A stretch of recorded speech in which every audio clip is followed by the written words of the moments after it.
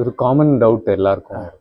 இப்போ இந்த வீடியோ பார்க்குற எல்லாராலையும் அதே ஸ்ட்ரென்த்தோட பண்ண முடியுமா? பண்ணணும்னா எவ்வளோ ஸ்ட்ரென்த் இருந்தால் ஒரு கராத்தே அத்லெட்டாக ஆக முடியும்? ஒரு காமன் மேனாக இருக்கவங்க கராத்தே பண்ணுறதா இருந்தால் எவ்வளோ நாள் ஆகும்னு கேட்குறீங்களா? கராத்தேன்றது ஒரு வாழ்க்கை முறை. இது வந்து நம்ம லைஃப் லாங் கற்றுக்கிறது, லைஃப் லாங் பண்ணுற விஷயம். இப்போ எப்படி நம்ம வந்து டெய்லியும் ப்ரஷ் பண்ணுறோம், குளிக்கிறோம், இதெல்லாமே ஒரு லைஃப் பார்ட் ஆஃப் லைஃப்பில், அந்த மாதிரி கராத்தேவும் ஒரு பார்ட் ஆஃப் லைஃப் தான். ஓகேவா? ஸோ டெய்லியுமே நீ ப்ராக்டிஸ் பண்ணலாம். ஸோ இதை கற்றுக்கிறதுக்கு உனக்கு எவ்வளோ நாள் ஆகும் சாலிடாக? ஃபார் எக்ஸாம்பிள், இப்போ உன்னோட கோல் வந்து ஒரு பிளாக் பெல்ட் வாங்குறது அப்படின்னா, இது எல்லாமே டிபெண்ட்ஸ் ஆன் த ஸ்டூடெண்ட் தான். இப்போ ஒருத்த வந்து ட்ரைனிங் வந்து ரெகுலராக அட்டன் பண்ணுறான், வீக்லி வந்து 7 days ட்ரைனிங்கு, தென் அவன் வீட்டில் போய் நல்லா ப்ராக்டிஸ் பண்ணுறான், சிலபஸை ஃபாஸ்ட்டாக லேர்ன் பண்ணிக்கிறான்னா அவன் வித்தின் 1 year 2 years கூட அவன் பிளாக் பெல்ட் வாங்க முடியும்.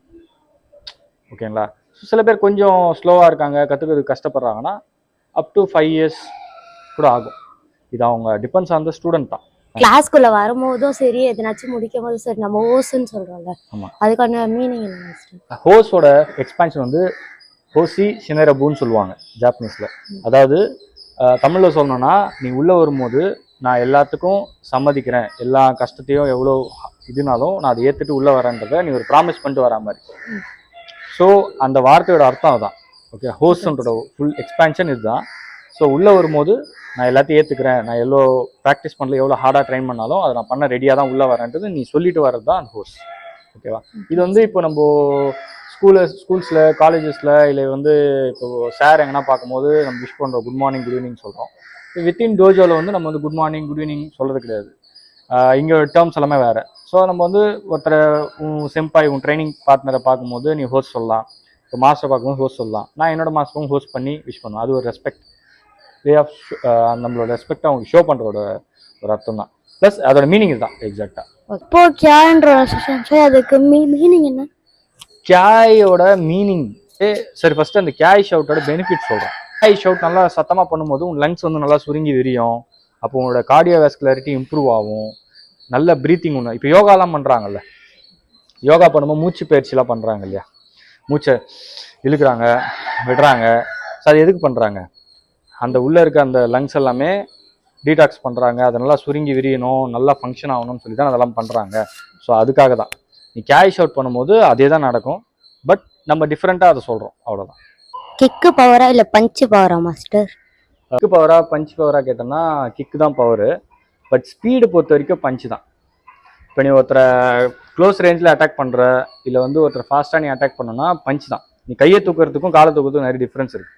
ஸ்பீட், காலை நீ தூக்கி அடிக்கிறதுக்கு ஒரு 1 second ஆர் 1.5 second ஆகுதுன்னா, நீ பஞ்ச் பண்ணுறதுக்கு 0.5 secondலேயே நீ ஃப்ராக்ஷன் செகண்டில் பண்ணிடலாம்.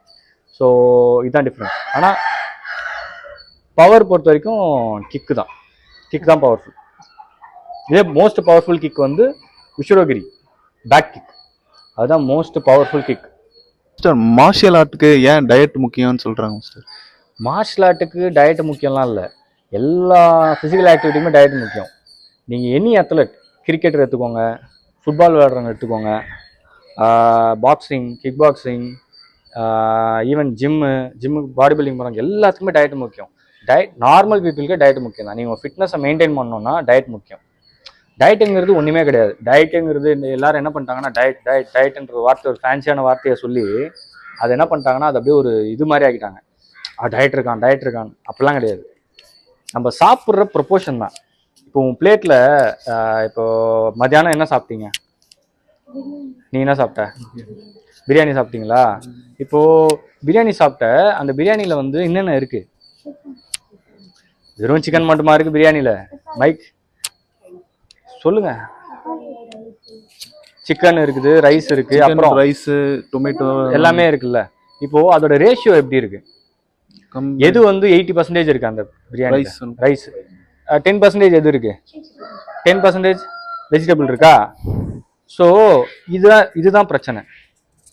நீ சாப்பிட்ற அந்த பிரியாணி இருக்குல்ல, பிரியாணின்னு இல்லாமல் நீ நார்மலாக உன் பிளேட்டில் ஒரு 60% வந்து ப்ரோட்டீன் இருக்கணும். ப்ரோட்டீன்னா என்ன?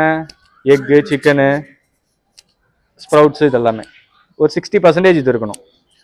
ஒரு 20 to 30% வந்து என்ன இருக்கணும்? வெஜிடபிளும் இருக்கலாம். ஓகேவா? அடுத்த 20% வந்து கார்போஹைட்ரேட்ஸ். உனக்கு தேவையான ரைஸு, உனக்கு தேவையான சப்பாத்தி, எதுனா ப்ரௌன் ரைஸ், எதுனா ஸோ இந்த ப்ரொப்போர்ஷனாக நீ வச்சு சாப்பிட்டேன்னா இதுதான் டயட்டு, வேற ஒன்றுமே கிடையாது. ஃபைபரும் ப்ரோட்டீன் இன்டேக்கை இம்ப்ரூவ் பண்ணிட்டு கார்போஹைட்ரேட் கொஞ்சம் கட் பண்ணனா அவ்வளோதான் டயட். ஆட்டோமேட்டிக்காக என்ன ஆகும்னா உன் பாடியில் இருக்க ஃபேட்டு குறையும். உன் பாடியில் இருக்க ஃபேட்டு குறைஞ்சதுன்னா உன்னோட ஆர்கான்ஸில் இருக்க ஃபேட் எல்லாமே குறைய ஆரம்பிக்கும். அதெல்லாமே குறைய ஆரம்பிச்சா எல்லாமே நல்லா ஃபங்க்ஷனிங் நடக்கும். லிவரில் இருக்க ஃபேட்டு குறைஞ்சிச்சுன்னா உன் ஃபேஸ் வந்து க்ளோ ஆகும், பிளட் ஃப்ளோ நல்லா இருக்கும், உன்னோட உடம்பு உன் ஹார்ட் பீட் நல்ல ப்ராப்பராக ஒர்க் ஆகும். பிளட் ஃப்ளோ நல்லா இருந்தாலே உன் உடம்புல இருக்க எல்லா நோயும் சரியாயிடும். ஃபாஸ்ட்டாக உன்னால இயங்க முடியும், ஓட முடியும், ஓடி வர முடியும், ஃபிட் ஆகிடுவேன். மெட்டபாலிசம் ஹை ஆகும். மெட்டபாலிசம் ஹையாக இருந்துச்சுன்னா உங்களால் ஆக்டிவாக இருப்ப, த்ரூ அவுட் டே ஆக்டிவாக இருப்ப, வெயிட் நல்லா லிஃப்ட் பண்ண முடியும். இன்னும் கூட ஸ்ட்ரென்த் ட்ரைனிங்லாம் பண்ணனா உன் நல்லா மசில் மாஸ் உனக்கு இம்ப்ரூவ் ஆகும், பார்க்க ஃபிசிக்கலி நல்லா இருப்ப. ஸோ மார்ஷல் ஆர்ட்டுக்கு டயட், எல்லாத்துக்குமே டயட் முக்கியம். டயட்டுங்கிறது தான் ரொம்ப அப்படியே காம்ப்ளிகேட் பண்ணிட்டு நான் வந்து இந்த கேட்டோ டயட் அந்த டயட் அப்படிலாம் ஒன்றுமே டயட், அதாவது விற்கிறாங்க டயட் சார்ட்டை. டயட் சார்ட் நான் சேல் பண்ணுறேன், என்கிட்ட இந்த புக் இருக்குது அதெல்லாம் விற்கிறேன். அவனுங்க கிரியேட் பண்ண விஷயம் தான், வேறு ஒன்றுமே கிடையாது. நம்ம நார்மலாக சாப்பிட்ற ஃபுட்லேயே ப்ரொப்போர்ஷன் தான், அதை மாற்றினாலே போதும். இப்போ நைட்டு கூட நீ போய் இப்போ சாப்பிடுவேன், நைட்டு போய் என்ன சாப்பிடுவேன், தோசை சாப்பிடுவேன், சைடிஷ் ஏதாச்சும் இருந்தால் சாப்பிடுவேன், முட்டை சாப்பிடுவேன், இல்லைனா வந்து சிக்கன் சாப்பிடுவேன், அவ்வளோதான். இது ரெண்டும் சாப்பிட்டு படுத்துடுவேன். இதில் ப்ரொப்போர்ஷன் 10 தோசை சாப்பிட்ற இடத்துல 2 தோசை சாப்பிட்டு நீ நிறைய சிக்கன், அதுவும் சிக்கன் சாப்பிடுனா வந்து ஃப்ரைடு இல்லை, ஆயில் ஃப்ரைடு கிடையாது, நார்மல் சிக்கனை குழம்புலையோ இல்லை வந்து பாயில் பண்ணியோ நீ வச்சு சாப்பிட்டா அதுவே போதும், உனக்கு அதுவே நல்ல ஒரு ரிசல்ட் கொடுக்கும். ட்ரை பண்ணி பாரு. வேற ஸ்டார்ட் பண்ணுறவங்க, நான் குண்டா இருக்கேன் அதனால நான் இப்போ வரல, ஒல்லியாயிட்டு வரேன், ஒல்லியா இருக்கேன் நான் கொஞ்சம் ஃபிட் ஆகிட்டு வரேன், நான் குள்ளமாக இருக்கேன் எடுத்துன்னு அடிச்சிருவாங்க, இந்த மாதிரியான ஃபிசிக்கல் ஸ்டீரியோடைப்லாம் வச்சுட்டு எக்ஸ்கியூஸ் சொல்லிட்டு வராமல் இருக்காங்க இல்லையா, அதுக்கு நீங்கள் என்ன என்கரேஜ் பண்ணுறீங்க? அட்வைஸ் பண்ணணும்னு அட்வைஸ்னு சொல்ல முடியாது, இதெல்லாமே மித்து தான். இப்போது எனி பாடி கேன் ஃபைட், எனிபடியில் எனி பாடி, நீ ஃபேட்டாக இருந்தாலும் சரி, நீ குள்ளமாக இருந்தாலும் சரி, ஹைட்டாக இருந்தாலும் சரி, ஒல்லியாக இருந்தாலும் சரி, யூ கேன் ஃபைட். ஓகேவா? ஸோ மார்ஷல் ஆர்ட் வந்து ஸ்கில், மார்ஷல் ஆர்ட் வந்து ஸ்கில். அந்த ஸ்கில்லை வந்து நீ லேர்ன் பண்ணிக்க போகிற, புரியுதா? அது சரியான இடத்துல லேர்ன் பண்ணும்போது, நீ இதை கற்றுக்கும் போது ஃபிசிக்கல் ஆக்டிவிட்டி ஆட்டோமேட்டிக்காக உனக்கு இது வந்து உன்னோட நீ மார்ஷல் ஆர்ட் பண்ண கராத்தே பண்ணவே உன்னோட பாடியில் வந்து ஸ்ட்ரென்த்து, ஸ்டாமினா, எண்டூரன்ஸ் எல்லாமே இம்ப்ரூவ் ஆகும். ஆட்டோமேட்டிக்காக மெட்டபாலிசம் இம்ப்ரூவ் ஆகும், ஆட்டோமேட்டிக்காக வெயிட் லாஸ், ஃபேட் லாஸ் எல்லாமே நடக்கும். ஓகேவா? ஃபர்ஸ்ட் விஷயம். ரெண்டாவது விஷயம், குண்டா இருந்தால் பண்ண முடியாது அப்படிலாம் கிடையாது. இப்போ என் கிளாஸ்லேயே பார்த்தோன்னா நிறைய பேர் என்ன ஏஜ் சொல்லுவாங்க, எனக்கு வயசாகிடுச்சு, இதுக்கு மேலே கற்றுக்கணுமா, நீங்கள் சொன்ன மாதிரி நான் குள்ளமாக இருக்கேன், அப்படிலாம் கிடையாது. நீங்கள் அப்படின்னு பார்த்தா ஜாக்கி சான் அவ்வளோ ஹைட்டு கிடையாது, ப்ரூஸ்லியும் அவ்வளோ ஹைட்டு கிடையாது, கரெக்டுங்களா? ஸோ அதனால் மார்ஷல் ஆர்ட் பொறுத்த வரைக்கும் எனி பாடி கேன் ஃபைட். அதெல்லாம் சும்மா அவங்க ரீசன். இப்போ ஜிம்முக்கு போனால் நம்ம காலைல சொல்லுவோம்ல மழை பெய்கிற மாதிரி இருக்குது நாளைக்கு போய்க்கலான்னு, அந்த மாதிரி ரீசன் அதெல்லாம். வேற யாரு கராத்தே வந்து கிரியேட் பண்ணா? யார் கராத்தே கிரியேட் பண்ணாவா? பல்லவ மன்னர் தெரியுமா? போதி தர்மர் தெரியும்ல, 7ஆம் அறிவுலாம் பார்த்துருப்பீங்க எல்லாரும். அது வரலன்னா யாருக்கும் தெரிஞ்சிருக்க வாய்ப்பு இல்லை. ஸோ அவர் தான் வந்து ஃபஸ்ட்டு மார்ஷல் ஆர்ட்டுங்கிற விஷயத்த வந்து உண்டு பண்ணது. அது இங்கே வந்து சைனா போனார், அங்கே போயிட்டு அவர் அதை உருவாக்குனார், அங்கேருந்து பல ஸ்டைல் பிரிஞ்சுது. இதில் வந்து ஜப்பானில் வந்து ஒக்கினாவாவில் ஜிஜின் ஃபெனகோஷி அவர் தான் வந்து கராத்தேயில் வந்து மாடர்ன் கராத்தேயில் இந்த ஷோடகான்ற கராத்தே வந்து அவர் தான் வந்து அந்த ஸ்டைலை வந்து அறிமுகப்படுத்தினார். அதுக்கப்புறம் ஜாப்பனீஸ் என்ன பண்ணாங்கன்னா இந்த ஆர்ட்டை வந்து பல நாடுகளுக்கு கொண்டு போனாங்க, புரியுதா? ஸோ இப்படி தான் கராத்தே பரவுச்சு. இப்போ ட்ரெடிஷ்னலாக நம்ம இதை பண்ணிகிட்டும் இருக்கோம். ஓகேவா? இப்படி தான், இதான் ஷார்ட் ஸ்டோரி. ரொம்ப டீப்பாக வருஷம் ஆட்கள் பேர்லாம் வந்து ரொம்ப லென்த்தாக வேணாம். நீ வேணா அப்புறமா ஒரு நாள் சில வெப்சைட் சொல்கிறேன், அதில் போய் படிச்சுப்பார். வேற சின்ன பசங்களெல்லாம் கராத்தே கிளாஸுக்கு அனுப்பாததுக்கு சில பேர் என்ன ரீசன் சொல்கிறாங்கன்னா, கிளாஸ் போனால் வைலண்ட் ஆயிடுவாங்க, இப்போவே ரொம்ப வைலண்ட்டாக இருக்காங்க, கிளாஸ்லாம் போனால் ரொம்ப எல்லாரையும் அடிக்க ஆரம்பிச்சிருவாங்க அப்படின்ற ரீசன் சொல்லி நிறைய பேர் கராத்தேனில் எந்த மார்ஷல் ஆர்ட்டுக்கும் அனுப்புறதில்லை. அது நீங்கள் என்ன, உங்களோட பெர்ஸ்பெக்டிவ் என்ன? அது வந்து மார்ஷல் ஆர்ட் ஒரு குழந்தை கற்றுக்குறாங்க. இப்போ இந்த வயசில் ஒரு பையன் வந்து மார்ஷல் ஆர்ட் கற்றுக்குறான்னா அந்த பையன் ஃபஸ்ட்டு அவன் மைண்டில் வந்து டிசிஷன் மேக்கிங், டிசிப்ளின், ஒரு 4 பேர் இருக்கிற இடத்துல எப்படி நடந்துக்கணும், எப்படி அவன் வந்து அவனை ப்ரொடெக்ட் பண்ணிக்கணும், அவனோட பவுண்டரிஸ் என்ன.